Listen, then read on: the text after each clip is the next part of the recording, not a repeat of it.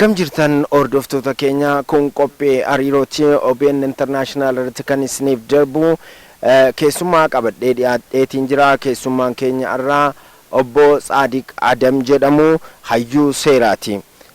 Egaa dhimmoonni nuyi irratti mari'annus waa'ee sirna federalizimii akkasumattis paartii riiformii paartii fi akkasumattis immoo falaasama ida'amuutii fi asaa jibbiinsaatii fi odeeffannoo sobaatii hanga xumuraatti nu faana turaa kan jennu. Ogeeyyii kaameeraa dabalatee jechuudha qopheessuun kan isiniif dhiyeessimu ana Kaaluu Baqqalaati. Turtii gaarii. Sirna federalizimii fi paartii walitti makuun walitti dhufeenya maalii qabu? Riiformii booda wanna baay'eetu ka'aa jira. Tokko tokkoonsaa numa hawaasa kan joonjeessaa jirus jira. Naannee dhimmoota kanarratti garuu yaada kennuudhaaf kophaa isaaniitti of dandeessisanii ilaaluun barbaachisaadha. Maaliif addunyaa kanarratti dhimmoonni raawwataman yookaan jiran marti isaanii saayinsii mataa isaanii qabu. Falaasama mataa isaaniis qabu. Dhimmi tokko wajjin bakka itti walitti dhufu haa qabaatu malee addummaa mataa isaatiis qabu. Kan yoon maal jechuu kooti waa'ee federalizimii yoo kaasnu biyyoota addunyaa kanarratti biyyoonni baay'een sirna federalizimii kan hordofan jiru. Sababas qabu. Waan sababatti hordofaniif qabu. Addunyaa kanarratti uummata miliyoona 7.7 jira. Biliyoona 7.7 jira. Kanneen keessaa 40% kan ta'u biyyoota sirna federalizimii bulanii keessa uummata jiraatudha jechuudha. Kun egaa faayidaa waan qabuu fi baraan dabalaa dhufe sirni federalizimii uummata hangana geewu biyyoota hangana geewu bulchuu kan itti jalqabeef sababa waan qabaniif. Addunyaa kanarratti olaaltu hayyoonni baay'een kanarratti walii galan sirnoota sadiitu jira. Tokko federalizimii isa jennuun kana. Kaan ammoo mootummaa giddu galeessaan bultuun kan moggaafamu jira. Unitarii kan jaaniin kana. Inni sadaffaadhaa konfederaal kan jedhaniiniitu jira. Kanneen keessaa sirni federalizimii sababoota ittiin filatamuuf qaba. Keessattuu garaagarummaa keessummeessuuf, ofiin of bulchuuf, afaan fi seenaa fi guddisuuf sirna federalizimii bu'aa fidee moo finne jennee kan madaalamus kaayyoo dura jalqaba qabattee kaatee sirna federalizimii ni ijaara jette sanarra dhaabbatteetiin madaalte jechuudha. Sirna federalizimii bu'aa fidee moo finne jette. Isa kanamma karaa biyya keenyaa hafin.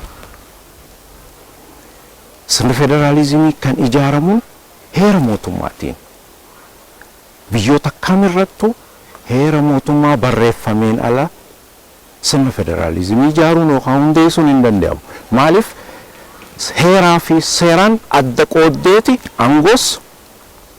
aangoo qabeenya bulchuu, aangoo ofiin of bulchuu, aangoo qabeenya horachuu kana hunda seeraan qoqqooddee kan nu qabda waan ta'eef heeraan daangeffamuu qaba jechuudha.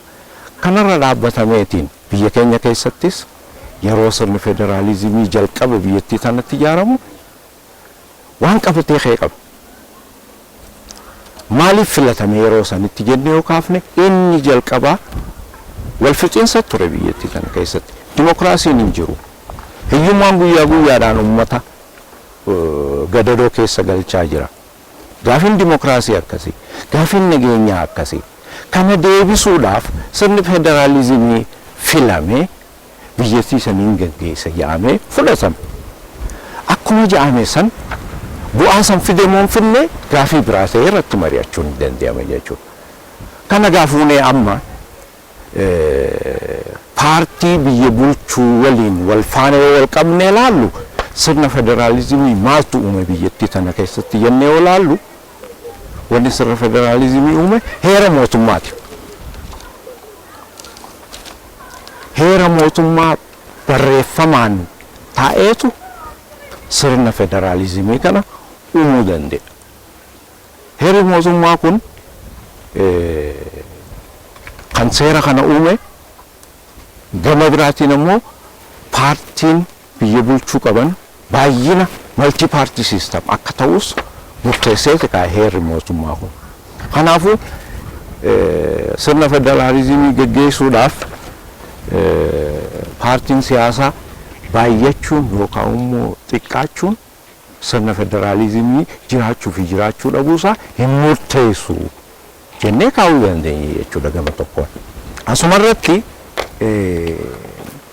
amma confusioniin yookaan yaanni uummata joonjeessuudhaa kama adda addaatiin agartu. Asirratti gaaffii koo federaalizimiinii fi paartiin hidhata qabu. Federalizimiin akka inni itti ijaaramu fedhii uummataatiin akka ta'e isinis kaastaniitu kan inni jijjiiramus murtee uummataatiin yookiin riifarandamiidhaan malee paartiin tokko oluma ka'ee sagantaa isaa waan jijjiireef kutaa biyyaatiin bultii kan jedhu labsuu ni danda'a. Hin danda'udha deebiinsa. Fakkeenya biyyoota biraa fudhannu. Amma Ameerikaa keessa paartii lama gurguddootu jira. Taraa walirraa fuutee biyya bulchitu. Isii gaditti paartii afurii jira. Isii gaditti paartii xixiqqoo jira. Heddumminni paartii Ameerikaa keessa jiru federaalizimii Ameerikaa diiguus jijjiiruus hin danda'u. Maaliif federaalizimiin achitti kan uumame heera mootummaa saniin. Paartiin siyaasaa kaayyoon isaa maaliin? Kaayyoo siyaasaa qabatee imaammata qabatee uummata fuulduratti gabba'ee yaada isaa gurguratee aangoo siyaasaa qabatee uummata bulchuudha. Kuni paartii biyyoolessaa ta'uu danda'a. Paartii naannoo ta'uu danda'a. Kuni mataa isaatti of danda'eeti jiraata. Sirna federaalizimii uumuu fi diiguu irratti wanni isa walitti hidhu hin jiru. Kuni confusionii uummata biratti ittiin uumuuf fayyadamani malee paartiin siyaasaa saayinsii of danda'e kan mataa isaa qaba. Sirni federaalizimii saayinsii of danda'e falaasama mataa isaa qaba. Dhimmoonni lachanuu waan adda addaatiin sirna federaalizimii heera mootummaatiin uumamee uummanni ofii mataasaa ofiin itti of bulcha.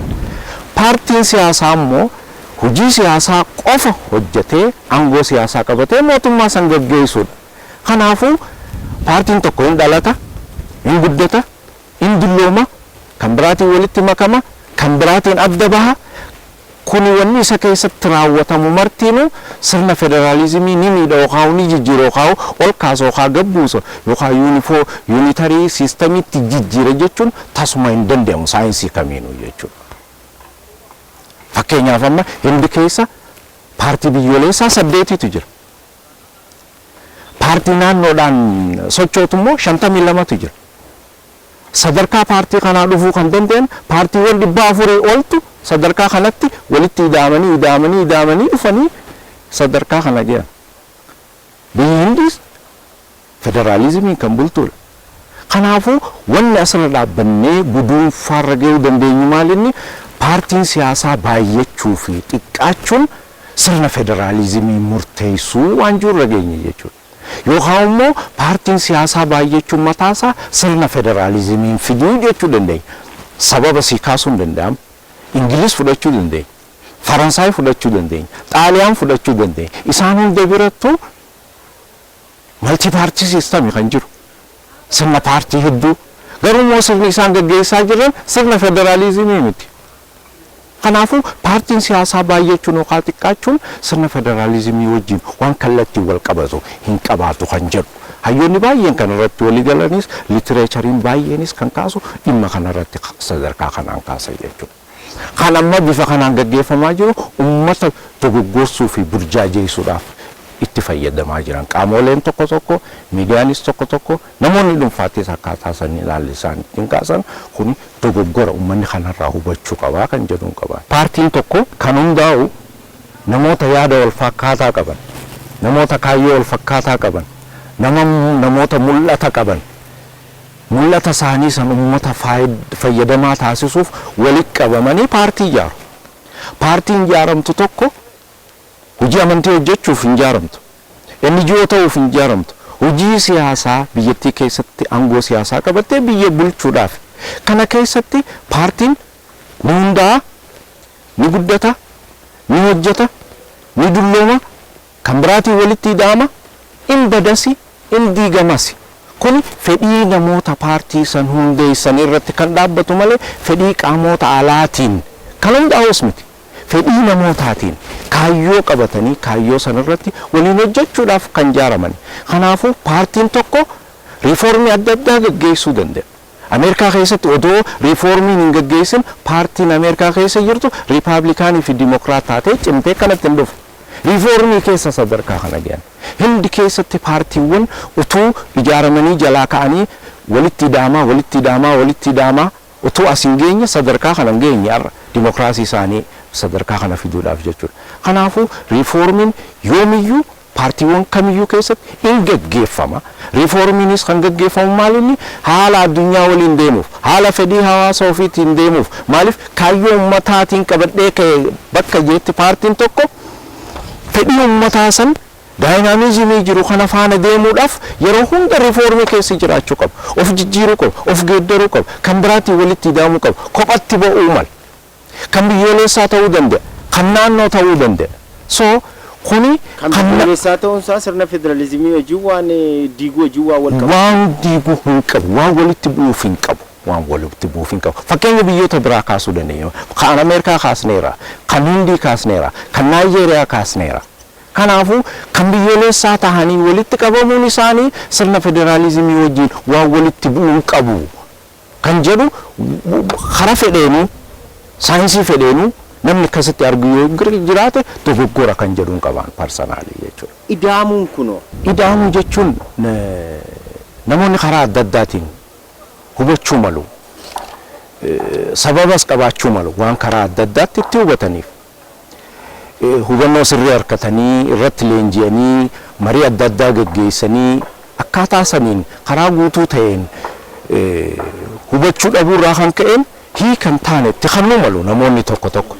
Garuu jalqabarraa yoo kaaftu ani kitaaba ida'amuu juusan yoo ilaaluun xurreedhaan jedheen. Xurree jechuun daandiidha. Afaan Ingiliffaatiin isa road map jedhaniin sani.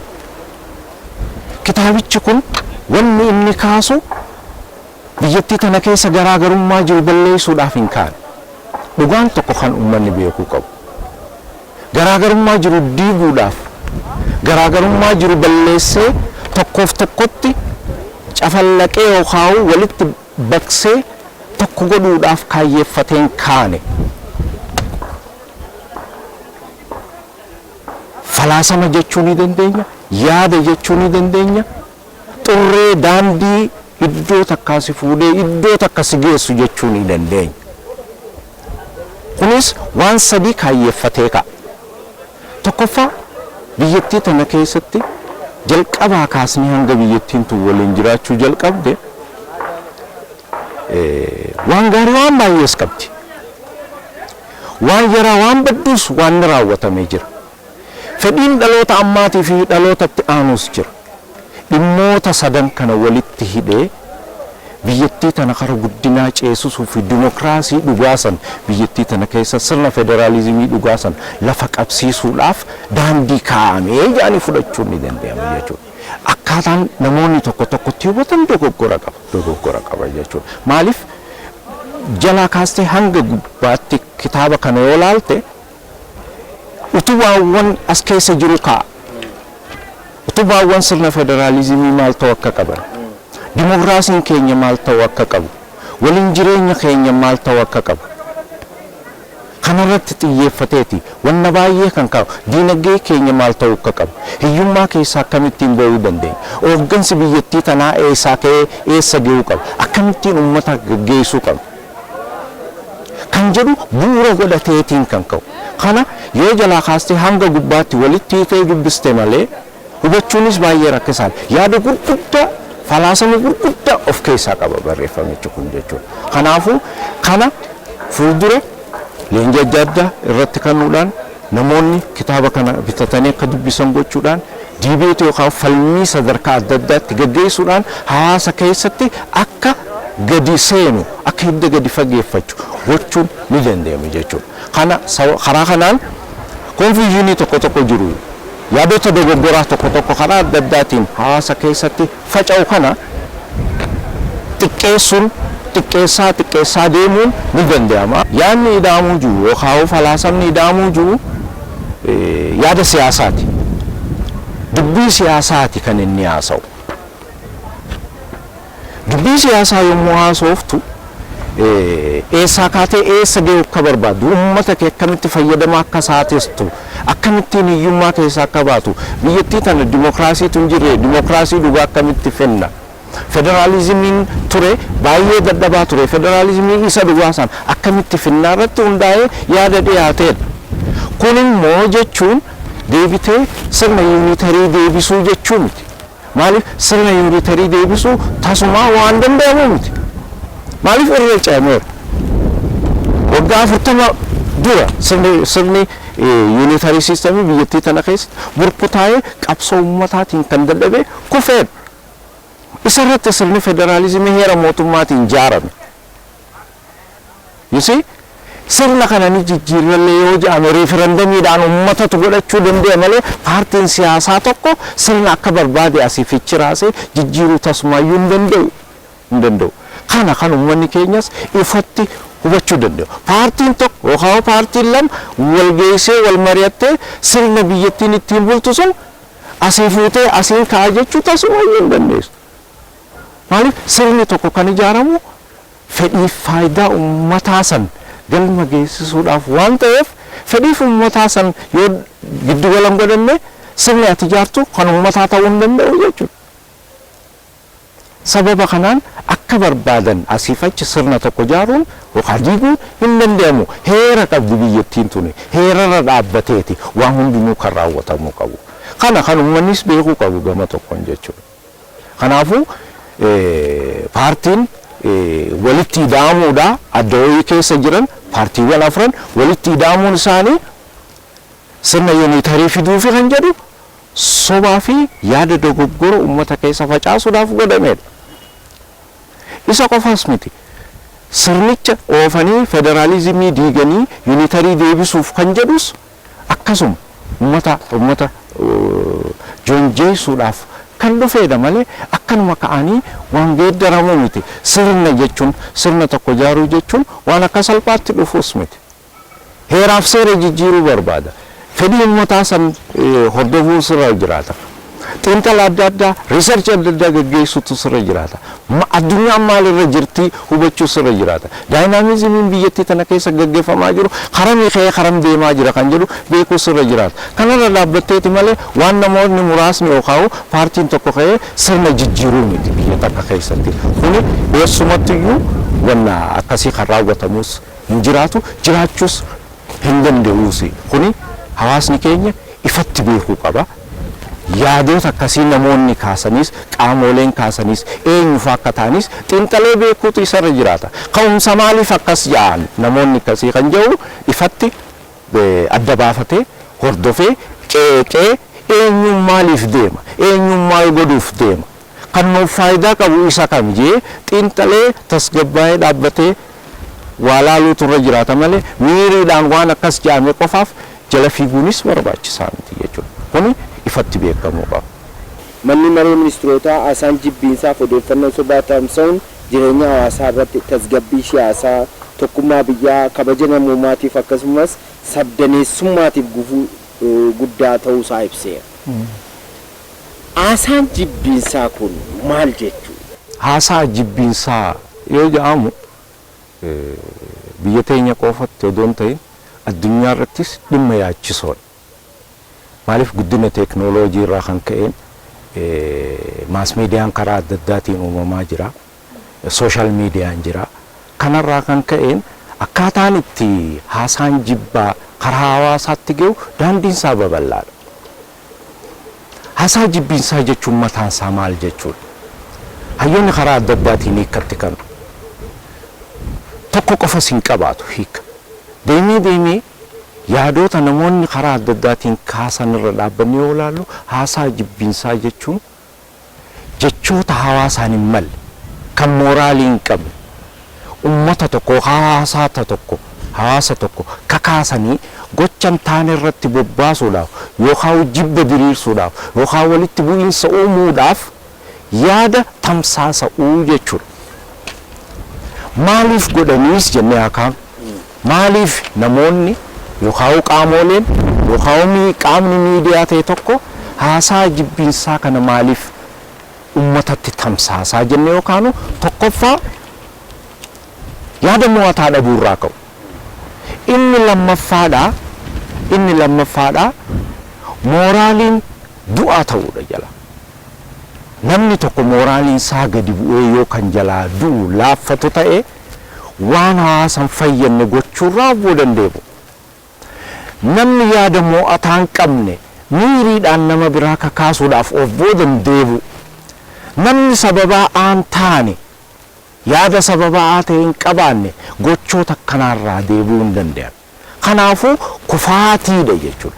Nama kufe, nama moo'ame, qaama moo'ameetu yaadota akkana haasaa jibbaa gaggeessa jedhaniiti yeroo baay'ee irratti walii galama.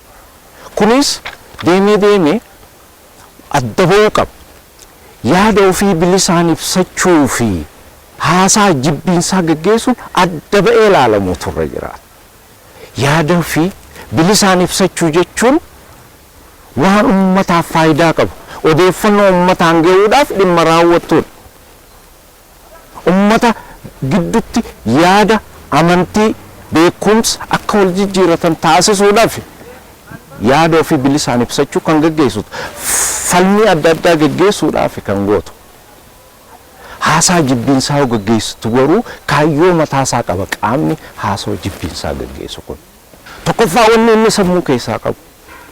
Manaamaan argaa jiru walitti bu'iinsa boruu dhufu sana. Walitti bu'iinsa san erga harkee booda walitti bu'iinsa san xiinxaluudhaanis bu'aa hatti harkatus jira biyyattii tana keessatti. Kanaafuu haasawni jibbinsaa kaayyoo malee hin gaggeeffamu. Mooraalii ummataatii al. Fakkeenyaaf fudhachuu dandeenya. Gadda Ruwaandaa irratti waggaa 20 maal dura kan gaggeeffamaa ture. Miidiyaadhaan wanni gaggeeffamaa ture ummata walitti buusaa ture. Haasawni jibbinsaa baay'ee gaggeeffamaa ture. Inni kun addunyaa irratti bakka adda addaatti amma duras gaggeeffamaa ture. Namni dhimma kana yakkaan qabamee hanga seeraan adabamuutti ga'ees jira. Garuu hin dhaabbanne. Akkasuma guyyaadhaan dabalaa haallitu deemaa dhufuutu jira. So haasaa jibbinsaa fedhiif faayidaa takkatti argachuuf qaamota gaggeessu qaba jechuudha kan mataasaa. Yaada ofii bilisaan ibsachuudhaan adda addummaa akka qabus beekuun barbaachisaadha jechuu asirratti. Inni biraa odeeffannoo sobaati. Odeeffannoo sobaa wal qabatee kaan lafumaa kaanii odeeffannoo sobaa kan tamsaasan jiru, kaan immoo dhugaan xiqqoon tokko jirti garuu isa fuudhanii ol kaasanii dubbachuudhaan odeeffannoo sobaatu tamsa'utu jira yeroo ammaa kana. Miidiyaa irrattis haa ta'u miidiyaa hawaasaa irrattis haa ta'u. Kun immoo rakkoo gurguddaa qaqqabsiisaa jira biyya kana keessa. Oduu sobaa dabarsuun fake news kan jedhu yeroo baay'ee hin dhiyaata. Miidiyaa adda addaa irratti mul'ata. Ka'umsi isaa waa lama. Inni jalqabaa waan hin jirre akka jiru godhanii fakkeessanii dhiyeessuudha. Inni lammaffaa immoo isii xinnoo mul'attu san guddisanii garmalee ol kaasanii hiika biraatti kennanii dabarsuudha. Waa lameen kanarraa kaate. Isaan lachanuu tokkoffaa waan kana godhaniif qabu. Inni jalqabaa wanni kun godhamuuf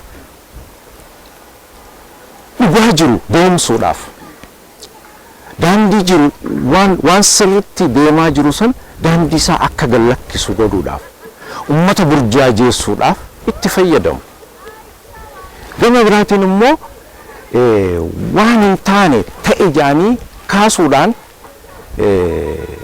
hawaasa gidduutti, biyya gidduutti, mootummaa gidduutti, namaaf nama gidduutti walitti bu'iinsi, wal dhabdeen, shakkiin, wal jibbuun akka uumamu kaayyeeffatanii warra kaaniidha kan kana godhaa jiran. Miidhaan inni qaqqabsiisuu wal qabsiisee amma yeroo baay'ee mul'ata. Namni walittis bu'a, walis shakka, wal ajjeesuu jira, qabeenya balleessuu jira. Maalirraa kaama fake news kan jedhu kanaan akka dhugaa godhateeti ka'ee yookaan irraa kaffalachuudhaaf socho'a yookaan immoo mirga hin taane mirga san kabachiifachuudhaaf socho'u kana gidduutti walii bu'iinsi uumamu lubbuu namaa balleessaa jira qabeenya balleessaa jira baay'ee gaddisiisoodha wanni addunyaa irratti godhamaa jiru kanaafuu hawaasni oduu sobaatis fake news kan jennuun kanas akkasuma hate speech isa jennuun kana dhaggeeffatee fudhatee kansaa godhatee yaada dogoggoraa kana namarraa bitachuun dura qulqulleeffachuutu irra jiraataa jechuudha. Kanaafuu namni kamiyyuu hawaasni kamiyyuu sababa kanaan ka'ee walittis bu'uu hin qabu. Walittis bu'uu hin qabu. Maaliif qaamotiin kan hojjechaa jiran sababa mataa isaanii qabu, kaayyoo mataa isaanii qabu. Fedhii addaa ta'e isaan gaggeeffachuuf barbaadantu jira. The rationale behind yoo ilaaltu jechuudha. Kanaafuu of eeggannoo guddaa gochuun barbaachisaadha jechuudha. Dhimma kana seeraanis qabuun barbaachisaadha jechuudha. Kanaaf jechuudha amma manni maree ministirootaas. Yaa manni maree ministirootaa wanni inni godhaa jiru jalqabbii gaariidha. Isa duras jira heera mootummaa keessattis. Garuu gahaa miti. Labsiiwwan adda addaa keessas karaa bittinnaa'een jira. Isa qofas miti seerota addunyaa keessas jira kovenantoota adda addaa waliigalteewwan adda addaa addunyaa irra gaggeeffamaa turaniin jira maqaballeessuun yakka ta'uusaa addunyaa irrattis akka yakkaatti fudhatamee dhimma jiru maqaballeessuun keessattuu barreeffama qofaanii miti suuraa namaa maqaa namaa waan namni tokko hin ta'in akka ta'e godhanii bineensa fakkeessanii suuraa isaa geggeeddaranii nama mataa gaggombisanii haalli ittiin kaasan kun tokkoffaa immoraal ta'uu qofa odoo hin ta'in addunyaa irratti seera addunyaa irrattis yakka kanarratti hayyuun tokko jira falaasamni tokko John Bentham jedhama falaasfaa warra Ingilizii ikonomiiksis nama beeku saayinsii adda addaas nama beeku seera uumaa jeeti waa'ee seera uumaa xiinxala baay'ee gaggeessee jira seera uumaa keessaa tokko mooraalii hawaasaati aadaaf safuu ummata tokkooti namoonni immoo yakka akkasii raawwatan suuraa namaa gaggaragalchanii orgaragalchanii maqaa namaa balleessanii fudhatama dhabsiisuu jibbisiisuu mooraalii isaa tuquu reedikul gochuun kun seera uumaa sanii wajjin dhimma wal dhabuudha bara keessattuu ummata Oromoo keessatti safuu qaba aadaa qaba akkaataatti wal gorsu qaba akkaataatti dogoggora irraa wal deebisu qaba akkaataatti daandii wal dhoorku qaba kanaa ala waan safuu ta'e ummata keessatti raawwatamu sheem dhimmoota ta'an raawwachuun aadaa hawaasaatiitti dhimma waliin deemuu miti tootaalii roonga kan ta'e akka ta'e hayyuun kun ifatti kaaseeti xiinxala bal'aa gaggeesseera jaarraa 18ffaa keessa amma miti kan gaggeeffamaa ture istiin dhimmi kun raawwachaa jira gama seeraatiinis yakka kanaafuu amma manni marii ministirootaa seerri inni baasaa jiru cimataa ta'uutu irra jiraata seerri kun dafee bahees hojiirra ooluutu irra jiraata maaliif adabbiin seera hariiroo hawaasaa keessattis maqaballeessuu fi dhimmoonni kanaa jiru garuu adabbiin isaa baay'ee xiqqaadha seera keessatti yoo deebi'u jechuudha kanaafuu adabbiin isaatis cimaa ta'uutu irra jiraata jechuudha namoota gocha akkanaa irratti hirmaachaa jiran nama dhuunfaa ta'an tuutaa ta'an qaama haa ta'an kana seeraan kan tasgabbeessee nageenya biyyattii tanaa fi nageenya uummataa mirkaneessuudhaaf seeronni akkasii ba'uunsaatii fi mootummaan ammatti deemuunsaa jalqabbii gaariidha kan hatattamaan xumurame seerri kun hojiirra oolee dhimmoota kana daandii irratti deebisuun dirqama ta'a jechuudha.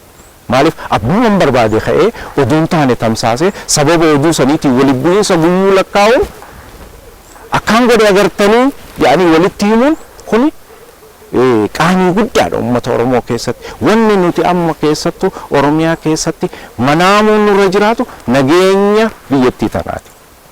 Maaliif bakka nageenyi hin jirretti waan takka socho'uu oollee buluu dhiisii galuu hin dandeenyu mana keenya keessattuu jiraachuu hin dandeenyu waan ta'eef dhimmi nageenya waan hirriiba nu dhoorku isa jechuu nurra jiraata.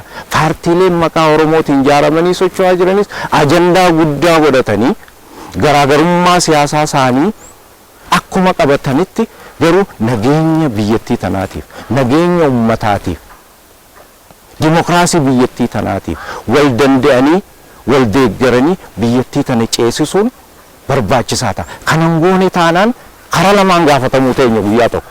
Seenaanis hin gaafatamna, seeraanis gaafatamuu keenya waan hin oolle jechuudha. Kanaafuu keessattuu paartiileen maqaa Oromootiin socho'an dhimma akkanaatiin joonja'anii asiif achi fiiganii waan uummata faayidaa hin qabne irratti yeroo gubuu dhiisanii tokkoomanii ijaaramanii wal dhaggeeffatanii wal utubanii biyyattii tana ceesisanii seenaa biyyattii tana keessatti hojjechuudhaaf jalqabame kana galmaan geessisuun dirqama hunda keenyaa godhatanii fudhatamuutu irra jiraata.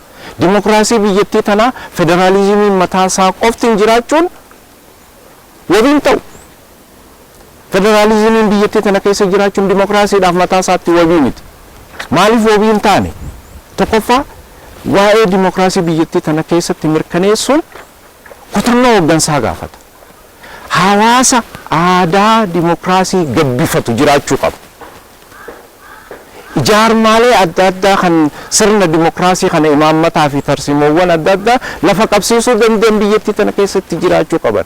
Yoo kun hin jiraanne dimokiraasii biyyattii tana lafa qabsiisuun tasumayyuu hin danda'amu. Wabii ta'uu hin danda'u federaalizimiin mataansaa. Kana lafa dhimmoonni qabsiisan kun akkaataa kanaan yeroo takkana yaadadda barreeffamoota adda addaa ba'aa ture. Jaarraa 17ffaa 18ffaa irraa ka'anii jechuudha. Hawaasni hin bayyanatin hin dammaqin dimokiraasii baachuu hin danda'u jedhanii nurra barreessaa turan.